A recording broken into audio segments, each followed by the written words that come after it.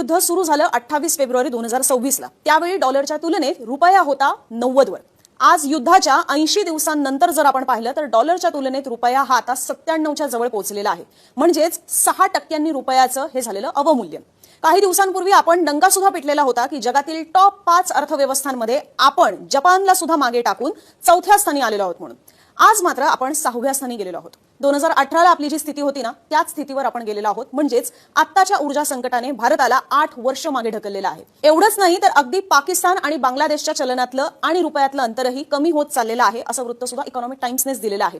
भारताचा रुपया हा पाकिस्तानच्या रुपयापेक्षा चांगलाच मजबूत होता, पण गेल्या 1 वर्षभराची स्थिती जर आपण पाहिली तर आता त्याच्यामध्ये सुद्धा 11% घट होतीये। अर्थात पाकिस्तान बांगलादेश सारख्या देशांसोबत आपली तुलना काही होऊ शकत नाही, कारण पाकिस्तानची अर्थव्यवस्था ही तर अक्षरशः व्हेंटिलेटरवर असल्यासारखी आहे। IMF कडून त्यांना फंड्स घ्यावे लागतात आणि त्याच्या जोरावर ते जगतात सुद्धा। बांगलादेश सुद्धा खूप मोठ्या आर्थिक आणि राजकीय संकटातून गेलेला आहेच, पण सध्याच्या स्थितीत पाकिस्तानच्या रुपयापेक्षा भारताच्या रुपयाचं मूल्य हे डॉलरच्या तुलनेत वेगाने घसरत चाललेलं आहे। अशात भारताचा रुपया पाकिस्तानपेक्षा जास्त व्हॉलेटाइल दिसणं हे सुद्धा जगात भारताच्या रुपयाचं काही चांगलं इम्प्रेशन पाडणारं नाहीये, याचा मात्र नक्कीच विचार व्हायला हवा।